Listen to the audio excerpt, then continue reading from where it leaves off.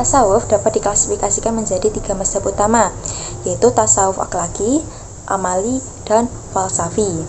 Yang pertama yaitu tasawuf akhlaki dengan tokoh seperti Al-Ghazali dan Ibnu Masyarah yang menekankan pada pembentukan akhlak mulia dan pembersihan jiwa melalui pengendalian nafsu, zuhud, dan tawakal. Kemudian yang kedua yaitu tasawuf amali yang dipelopori oleh Hasan al-Basri dan Sahal al-Taustari, lebih menekankan praktik ibadah, zikir, dan mujahadah dalam kehidupan sehari-hari. Kemudian yang terakhir atau yang ketiga yaitu tasawuf falsafi, adalah cabang tasawuf yang memadukan spiritualitas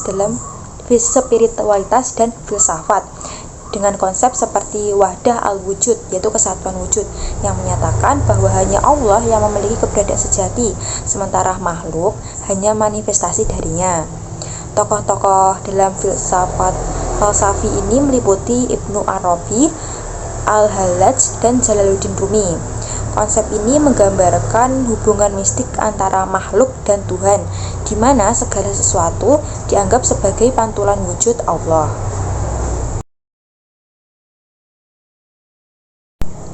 Menurut Syekh Zunun al-Misri, tobat dibagi menjadi 3 macam berdasarkan tingkatannya.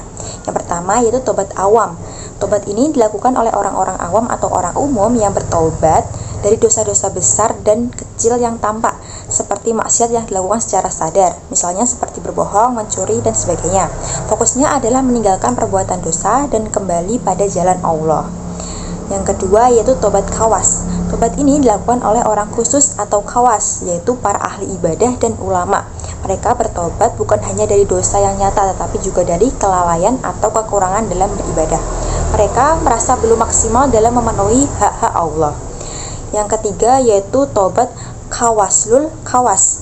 Tobat ini adalah tingkat tertinggi yang dilakukan oleh para wali atau orang yang sangat dekat dengan Allah. Mereka bertobat dari perhatian hati terhadap selain Allah, meskipun itu hal-hal yang mubah.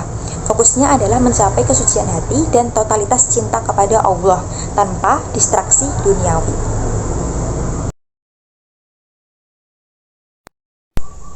Syariat adalah aturan agama yang harus diikuti oleh setiap muslim, seperti sholat, puasa, dan zakat.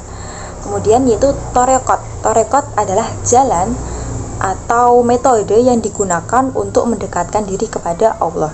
Biasanya ini melibatkan amalan-amalan khusus dan bimbingan dari seorang guru spiritual atau syekh untuk membersihkan hati dan jiwa. Contohnya melakukan zikir atau wirid tertentu untuk mencapai ketenangan batin dan mendekatkan diri kepada Allah. Kemudian yaitu hakikat. Hakikat adalah kebenaran sejati yang hanya bisa dipahami setelah seseorang melewati tahap syariat dan torekot. Pada tahap ini, seseorang mulai memahami hakikat kehidupan dan kedekatannya dengan Allah. Contohnya yaitu menyadari bahwa segala yang terjadi di dunia ini adalah kehendak Allah dan merasakan kedalaman makna di balik setiap kejadian. Selanjutnya yaitu makrifat. Makrifat adalah pengetahuan langsung tentang Allah yang didapatkan melalui pengalaman spiritual. Ini adalah tingkat tertinggi dalam tasawuf, di mana seseorang merasakan sangat dekat dengan Allah dan bisa merasakan kehadirannya dalam setiap aspek hidup. Contohnya yaitu merasakan Allah selalu ada dalam hati dan di setiap perbuatan serta mengenalinya lebih dalam dari apa yang terlihat di dunia ini. Mahabbah ilahiyah adalah cinta yang tulus kepada Allah yang merupakan puncak dari kedekatan spiritual seorang hamba. Ada 10 tanda mahabbah ilahiyah, meliputi yang pertama, kecintaan yang lebih besar kepada Allah daripada segalanya. Seseorang yang memiliki mahabbah ilahiyah akan mencintai Allah lebih daripada segala sesuatu di dunia ini, termasuk dirinya sendiri, harta, dan keluarga. Cinta kepada Allah menjadi prioritas utama. Contohnya menyukai apa yang Allah sukai dan meninggalkan apa yang Allah benci, meskipun itu menyulitkan dia. Yang kedua yaitu ketundukan dan ketaatan kepada perintah Allah. Cinta kepada Allah tercermin dalam ketaatan terhadap syariatnya, mengikuti perintahnya dan menjauhi larangannya. Contoh, menjalankan ibadah dengan ikhlas seperti sholat, puasa, dan zakat. Yang ketiga yaitu rindu untuk beribadah dan mendekatkan diri kepada Allah. Orang yang mencintai Allah selalu merasa rindu untuk selalu beribadah dan mencari cara untuk mendekatkan diri kepada Allah. Contohnya, yaitu selalu merasa tenang dan bahagia ketika berdoa atau melaksanakan ibadah wajib maupun ibadah sunnah. Yang keempat yaitu menjauhi dosa karena takut melukai cinta kepada Allah. Seseorang yang mempunyai mahabbah ilahiyah akan selalu menjauhi dosa karena ia khawatir akan merusak hubungan cintanya dengan Allah. Contohnya selalu berusaha untuk menjaga diri dari perbuatan maksiat dan selalu bertaubat. Yang kelima yaitu menemukan ketenangan dalam mengingat Allah. Mengingat Allah atau zikir adalah sumber ketenangan bagi orang yang mencintai Allah. Ia merasa damai dan tenang ketika berzikir atau merenung tentang kebesaran Allah. Contoh, merasakan kedamaian ketika ia mengucap kalimat zikir seperti subhanallah atau la ilaha illallah. Nomor 6, menjadikan cinta kepada Allah sebagai motivasi dalam hidup. Cinta kepada Allah menjadi pendorong utama dalam setiap langkah hidupnya, baik dalam pekerjaan, hubungan sosial, maupun kegiatan sehari-hari. Contoh, melakukan setiap aktivitas dengan niat untuk mendapatkan ridho Allah. Kemudian nomor 7 yaitu meninggalkan hal-hal yang mengganggu hubungan dengan Allah. Cinta kepada Allah membuat seseorang rela meninggalkan hal-hal yang bisa menghalangi kedekatannya dengan Allah, seperti kesenangan dunia yang berlebihan.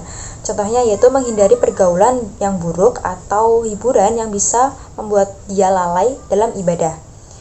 Yang nomor 8 yaitu memiliki kecintaan yang mendalam terhadap Rasulullah SAW. Cinta kepada Allah juga mencakup cinta kepada Rasulullah SAW sebagai utusannya yang menyampaikan wahyu. Contoh, selalu berusaha untuk mengikuti sunnah-sunnah Rasulullah dalam kehidupan sehari-hari. Nomor 9 yaitu sabar dalam menghadapi ujian karena cinta kepada Allah.